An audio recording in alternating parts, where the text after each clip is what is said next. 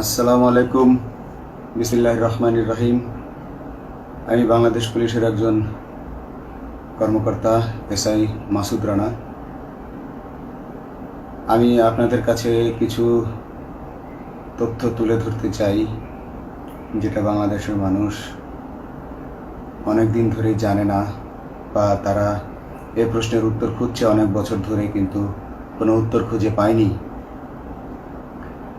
আজকে যাকে সেনাবাহিনী থেকে অব্যাহতি দেওয়া হলো, মেজর জেনারেল জিয়াউল হাসান, যিনি এনটিএমসির প্রধান ছিলেন এবং তিনি র্যাবের অতিরিক্ত পরিচালক ছিলেন।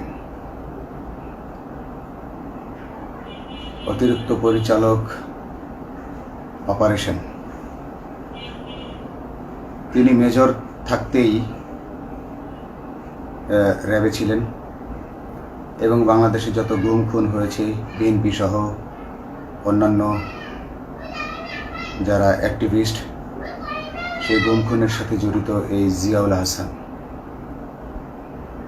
অনেক নেতাদেরকেই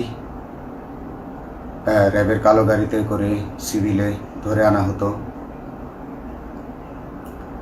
এনে র্যাব ওয়ানের গোপন আস্তানায় তাদেরকে আটক রাখা হতো। এরপর তাদেরকে সময় মতো অজ্ঞাত স্থানে নিয়ে তাদেরকে হত্যা করা হতো এবং অজ্ঞাত স্থানেই তাদের লাশ হয়তো নদীতে ডুবিয়ে দেওয়া হতো, নয়তো তাদেরকে দাফন করা হতো, নয়তো অ্যাসিডের মাধ্যমে তাদের লাশকে গলিয়ে দেওয়া হতো। আমি 2014 অক্টোবর থেকে 2017 ডিসেম্বর পর্যন্ত র্যাব সদর দপ্তরে কর্মরত ছিলাম। তখন র্যাবের ডিজি ছিলেন বেনজির, যিনি আজকে দেশের হাজার হাজার কোটি টাকা চুরি করে, পুলিশের হাজার হাজার কোটি টাকা চুরি করে পালিয়ে গেছেন বিদেশে। তো আমি দেখেছি অনেক মানুষকে কিভাবে অন্যায়ভাবে গ্রেফতার করে নিয়ে গুম করে রাখা হতো। আমি রিসেপশনে ডিউটি করতাম। গুম হয়ে যাওয়া মানুষের স্বজনেরা আমার কাছে আসতো, কিন্তু আমাদেরকে কঠোর নজরদারিতে রাখা হতো। সিসি ক্যামেরার আওতায় ছিলাম, তাদের সাথে আমরা ওভাবে কথা বলতে পারতাম না। তাদেরকে কোনো তথ্য দেওয়া নিষেধ ছিল আমাদের জন্য। কিন্তু তাদের স্বজনরা আসলে এসে যখন এখানে কান্না করতো, আমি নিজেকে ধরে রাখতে পারিনি। আমি অনেকের স্বজনকেই তাদের স্বজনের, গুম হয়ে যাওয়া স্বজনের পরিণতির কথা জানিয়ে দিতাম। বিশেষ করে যাদেরকে মেরে ফেলা হতো, খুন করা হতো, তাদেরকে আমি খারাপ সংবাদটা দিতাম না। কিন্তু যাদেরকে বন্দি করে রাখা হতো, যেমন বিএনপি নেতা সালাউদ্দিন আহমেদকে যখন অ্যারেস্ট করে আনা হলো, তিনি অ্যারেস্ট করার সময় ধস্তাধস্তিতে মাথায় আঘাত পেয়েছিলেন। তাকে র্যাব ওয়ানের গোপন কক্ষে আটক করে রাখা হয়েছিল দীর্ঘদিন। এরপর তাকে এক সময় ভারতে পাচার করে দিয়ে আসা হয়। তাকে অজ্ঞাত কারণে হত্যা করা হয়নি। তার ফ্যামিলি এসেছিল, তার স্ত্রী হাসিনা আহমেদ, তার ভাই গিয়াসউদ্দিন আহমেদ। ওনারা আমার কাছে বেশ কয়েকবার এসেছেন। আমি কয়েকদিন ওনাদের এই উদ্বেগ, উৎকণ্ঠা, আমার সামনে বসে কান্নাকাটি দেখে আমি থাকতে পারিনি। আমি ওনাদেরকে কৌশলে আমার ফোন নাম্বার দিয়ে আমি ওনাদের সাথে দেখা করে ওনাদেরকে জানিয়ে দিই যে সালাউদ্দিন সাহেবকে হত্যা করা হয়নি, উনি জীবিত আছেন এবং ওনাকে হত্যা করার সিদ্ধান্ত নেওয়া হয়নি। এই সিদ্ধান্তগুলো জেনে নিতেন তিনি হচ্ছেন বর্তমানে মেজর জেনারেল জিয়াউল হাসান, যাকে আজকে অব্যাহতি দেওয়া হয়েছে। শুধু অব্যাহতি যদি দেয়া হয়, তাকে যদি বিচারের মুখোমুখি করা না হয়, তাহলে এই আন্দোলনের, এই স্বাধীনতার কোনো মূল্য থাকবে না। আমি আজকে আর কাউকে ভয় পাই না। আমি আজকে বিশ্বাস করি যে আজকে আমাকে এই সত্য বলার জন্য কেউ গুম করে দিতে পারবে না, এই সত্য বলার জন্য কেউ আমাকে অ্যারেস্ট করবে না। সেই কারণে আমি বুকে সাহস নিয়ে আজকে কথাগুলো বলছি। আপনারা যারা বিএনপি নেতা ইলিয়াস আলীর অপেক্ষায় আছেন, তাদের জন্য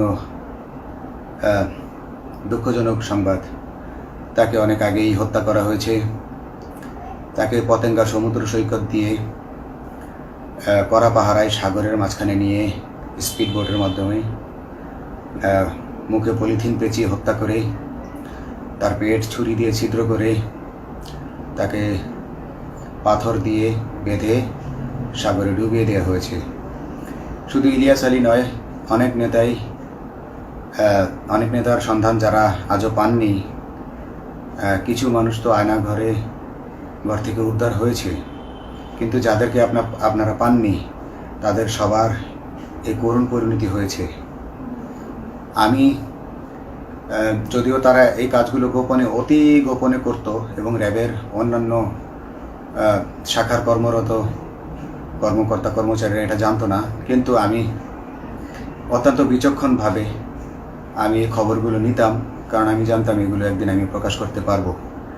এবং এই দিনটার অপেক্ষায় ছিলাম আজকে এত বছর, মানুষের কাছে সত্য প্রকাশের। বাংলাদেশের মানুষ জানুক যে কারা খুনি, কারা এত মানুষকে খুন করেছে, এই দেশ থেকে এই দেশে ত্রাসের রাজত্ব কায়েম করেছে। তারা মাদকের ক্রস ফায়ারের নামে যে হত্যা ট্র্যাডিশন চালু করেছিল, এই ট্র্যাডিশনের উদ্দেশ্য ছিল বিরোধী দলের লোকজনকে হত্যা করা। কারণ পুলিশ এবং সেনাবাহিনীর অনেকেই মানুষ হত্যা করতে ভয় পেত, তারা এটাতে অভ্যস্ত ছিল না। অনেকেই অনেক সাহসী, কিন্তু একটা মানুষকে হত্যা করার পর তারা আর ঘুমাতে পারতো না, তাই তারা এসব কাজ করতো না। কিন্তু খুনে হাসিনা কিছু মানুষকে এভাবে হত্যা করতে করতে পুরস্কৃত করার মাধ্যমে হত্যা করতে অভ্যস্ত করে ফেলে। তারাই এই গ্রেফতারকৃত এই গুমকৃত মানুষদেরকে গুলি করে হত্যা করত। এবং তারা এতটাই নিষ্ঠুর যে তারা এক একজন কয়েক শত করে হত্যা করেছে। এবং এই মানুষগুলোর সংখ্যা বেশি নয়, কারণ সবাই লাশ দেখতে পারে না। একটা মানুষকে খুন করার পর লাশের যে ছটফটানি এবং মাথায় গুলি করার পর মাথার যে বিকৃত অবস্থা, এই জিনিসগুলো আমাদের অনেকেই আমরা সহ্য করতে পারি না। তাই আমাদের মধ্য থেকে কিছু হায়নাকে বেছে নিয়ে তারা একটা টিম গঠন করে, তাদেরকে র্যাব সদর দপ্তরে বেনজির আহমেদ প্রতি মাসে পুরস্কার দিতে ডাকতেন। এবং প্রত্যেকটা র্যাবের বিভিন্ন শাখায় এরকম দু একজন রাক্ষস ছিল যারা মানুষকে শ্যুট করত, গুলি করত, হত্যা করত এবং গুম করত। তারা এখনও আছে। তাদেরকে আমি নতুন সরকারের কাছে দাবি জানাবো, তাদেরকে বের করতে হবে, তাদেরকে বিচারের আওতায় আনতে হবে। না হলে এত শহীদের বিনিময়ে যে ফ্যাসিবাদ থেকে, যে স্বৈর শাসন, যে খুনি হাসিনার হাত থেকে আমরা মুক্তি পেয়েছি, সে মুক্তির প্রকৃত মূল্য আমরা পাবো না, প্রকৃত স্বাদ আমরা পাবো না। এই খুনিদেরকে বের করতে হবে, এই খুনিদেরকে বের করে আইনের আওতায় আনতে হবে। বাংলাদেশ পুলিশ কখনোই গুলি করতে অভ্যস্ত ছিল না।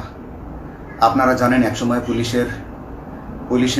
যে গুলি করতো না, এটা নিয়ে অনেক ব্যঙ্গচিত্র ছাপা হতো পত্রিকাগুলোতে, যে গুলি না করতে গুলি খেলনার বন্দুকে পরিণত হয়েছে।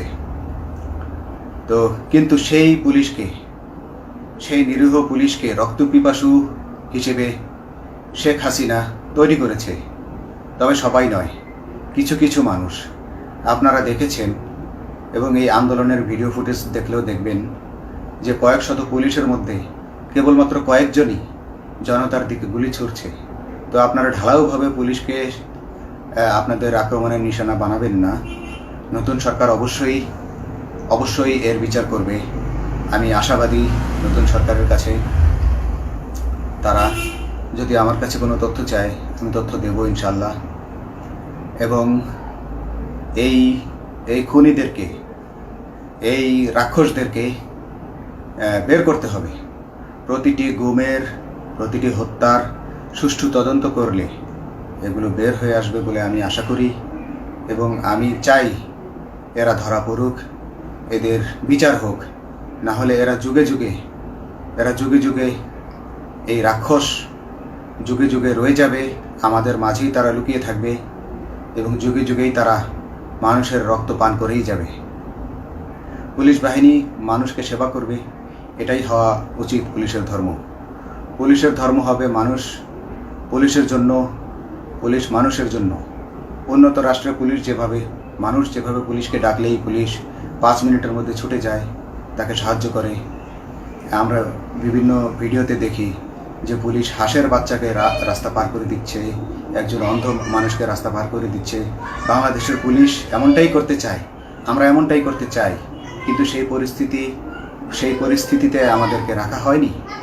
আমাদেরকে রাখা হয়েছে দৌড়ের উপর, আমাদেরকে রাখা হয়েছে বিভিন্ন অন্যায় কাজের উপর, বিভিন্ন অন্যায় আদেশের উপর। কেউ যারা মেনেছে তারা ভালো ভালো জায়গায় পোস্টিং নিয়ে থেকেছে, যারা মানেনি তাদেরকে খারাপ জায়গায় পোস্টিং দেওয়া হয়েছে, কারো চাকরি হারিয়েছে, কাউকে সাসপেন্ড করে রাখা হয়েছে। আমি নিজেও একজন এমন বৈষম্যের শিকার, অন্যায় মিথ্যা মামলার শিকার হয়ে আমি নিজেও বর্তমানে সাসপেনশন অবস্থায় আছি এবং এই সাসপেনশন অবস্থায় থেকে আমি আল্লাহর কাছে শুকরিয়া জানাই, কারণ এই সাসপেনশন থাকার কারণে আমি ছাত্র জনতার আন্দোলনের সাথে সংযুক্ত হতে পেরেছি। আমি সবসময় আল্লাহর কাছে দোয়া করেছি যে আল্লাহ, তুমি আমাকে মুজাহিদ হিসেবে কবুল করো, আমাকে জিহাদ করার তৌফিক দান করো এবং আমাকে শহীদী মৃত্যু দান করো। এবং আল্লাহ আমার দোয়া কবুল করেছেন। আমি ছাত্র জনতার সাথে এই জিহাদে অংশগ্রহণ করেছি, ছাত্র জনতা সফল হয়েছে। আমি গর্বিত আমি এই আন্দোলনে একজন পুলিশ অফিসার হয়েও আমি অংশগ্রহণ করতে পেরেছি। তো যাই হোক, আমি চাইব যে বাংলাদেশ পুলিশের, র্যাবের যে সকল কর্মকর্তা অগণিত মানুষের গুম খুনের সাথে জড়িত ছিল তাদেরকে ধরা হোক, তাদেরকে আইনের আওতায় আনা হোক। আমাদের মতো অনেক অফিসার আছি যারা এসব কুকর্মের সাক্ষী, আমরা সাক্ষ্য দেব। আমরা এখন আর ভয় পাই না। আমরা আসলে যে ভয় পেয়েছি তা নয়, আমাদের বাহিনীতে টিকে থাকাটা জরুরি ছিল। জনগণের স্বার্থেই আমাদের বাহিনীতে থাকা জরুরি ছিল, কারণ আমরা যদি বাহিনী থেকে আউট হয়ে যেতাম তাহলে এসব তথ্য আমরা জানতে পারতাম না এবং জনতার কাছে পৌঁছাতে পারতাম না। জনতার কথা বলতে হলে, জনতার সাথে থাকতে হলে আমি পজিশনেও থাকতে হবে। এই জন্য অনেক কিছুই প্রকাশ করিনি, কারণ আপনারা ভালো মতোই জানেন যে অনেক সেনাবাহিনীর মেজরকেও গুম করে দেওয়া হয়েছে যারা মুখ খুলেছে। আমি তো একজন সামান্য সাব ইন্সপেক্টর, আমাকে গুম করে দেওয়া তাদের 1 সেকেন্ডের ব্যাপার ছিল। তো আমি এখন বিশ্বাস করি যে এখন সেই দিন, সেই কালো মেঘ সরে গেছে আকাশ থেকে, আকাশ মুক্ত হয়েছে, এই দেশ জালিমের শাসন থেকে মুক্ত হয়েছে। আল্লাহ তাআলা আমাদের উপর রহমত বর্ষণ করেছে। অগণিত মুসলিমের দোয়া আল্লাহ তাআলা কবুল করেছেন, অগণিত 18 কোটি মানুষের দোয়া আল্লাহ কবুল করেছেন। নইলে এইভাবে হঠাৎ করে 15 দিনের মধ্যে 15 বছর ধরে গড়ে ওঠা রাক্ষসের পতন ঘটা আল্লাহর রহমত ছাড়া, আল্লাহর রহমত ছাড়া এটা কখনোই সম্ভব হতো না। আমি আল্লাহর উপর ভরসা রেখে বলছি, আপনারা নতুন প্রশাসনকে ঢেলে সাজান, পুলিশ বাহিনীকে ঢেলে সাজান। এই সিস্টেমের মধ্যেই, পুলিশের এই সিস্টেমের মধ্যেই গণ্ডগোল আছে, নিয়োগের মধ্যে গণ্ডগোল আছে। আপনারা এই সিস্টেমগুলো পরিবর্তন করুন, আপনারা এই সিস্টেম পরিবর্তনে সাহায্য করুন এবং পুলিশ ডিপার্টমেন্টে যত ডিপার্টমেন্টাল পরীক্ষা আছে এগুলো তুলে দেন। এই ডিপার্টমেন্টাল পরীক্ষাগুলোর মাধ্যমে আমাদের ঊর্ধ্বতনরা আমাদের গলা সবসময় চিপে ধরে রাখে, ঠিক আছে? সেজন্য আমরা তাদের কাছে সবসময় আটকা থাকি। এই জন্য আমরা অনেক কিছু বলতে পারি না, অন্যায়ের প্রতিবাদ করতে পারি না। তো এই সিস্টেম পরিবর্তন জরুরি। ডিপার্টমেন্টে কোনো পরীক্ষা থাকা যাবে না। কনস্টেবল হতে যারা একটা নির্দিষ্ট সময় পর তার বিভিন্ন কোর্স করানোর মাধ্যমে তার প্রমোশন হতে হবে। সাব ইন্সপেক্টরে ভর্তি হয়ে 5 বছর পর ইন্সপেক্টর হিসেবে পদোন্নতি পাবে, তার 5 বছর পর সহকারী পুলিশ সুপার হিসেবে পদোন্নতি পাবে। এভাবে আইন পরিবর্তন করতে হবে। তাদেরকে দক্ষ করে গড়ে তোলার জন্য বিশেষ কোর্সের আয়োজন করতে হবে এবং সৎভাবে বাঁচার জন্য সঠিক বেতন কাঠামো এবং ভালো কাজের জন্য পুরস্কার এর ব্যবস্থা করতে হবে। বিভিন্ন যে চোরাই মাল মাদক উদ্ধারের জন্য সেক্ষেত্রেও বিশেষ পুরস্কারের ব্যবস্থা থাকতে হবে এবং বাসস্থান এবং যানবাহন, পুলিশের যেই ব্যয়টা হয় সেটা হচ্ছে বাসস্থান এবং যানবাহন। পুলিশ আমরা নিজের বেতনের টাকা দিয়ে মোটরসাইকেল কিনে চাকরি করতে হয়, এই বিষয়টা যেন না করতে হয় এবং সরকারি বাসস্থান যদি আমাদেরকে দেওয়া হয় তবে আমরা বেতনের টাকা দিয়ে আমরা মানুষকে সেবা দিতে পারবো, সৎভাবে চলতে পারবো এবং দেশের মানুষকে সন্তুষ্ট করতে পারবো ইনশাল্লাহ। তো আমি আপনাদেরকে প্রথমে যেই তথ্যগুলো দিয়েছি গুম খুনের বিষয়ে, আপনারা এই তথ্যগুলো অনুসন্ধান করুন, অনুসন্ধানে টিম গঠন করুন। প্রত্যেকটা গুম খুনের বিচার হতে হবে এই দেশে। যারা আটক ছিলেন অনেকেই হয়তো এখন আয়নাঘর থেকে মুক্তি পেয়েছেন, কিন্তু যারা দুর্ভাগ্যের শিকার হয়ে মৃত্যুবরণ করেছেন তাদের আত্মীয় স্বজনরা, তাদের প্রতি আমার সমবেদনা রইল। তারা জোর দাবি তুলুন, তারা সবাই সরকারের কাছে আপনাদের পরিবার পরিজনের নিখোঁজ হওয়ার বিষয়টি তুলে ধরুন, আপনারা জোর দাবি জানান এবং গুম খুন তদন্তে একটি তদন্ত কমিটি গঠন করা হোক, যেখানে কোনো পুলিশ বা সেনাবাহিনীর সদস্য থাকবে না।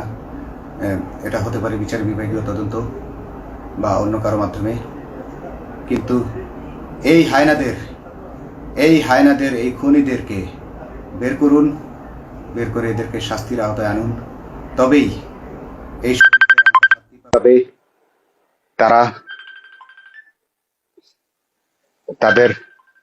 তাদের বলিদান সফল হবে। আসসালামু আলাইকুম।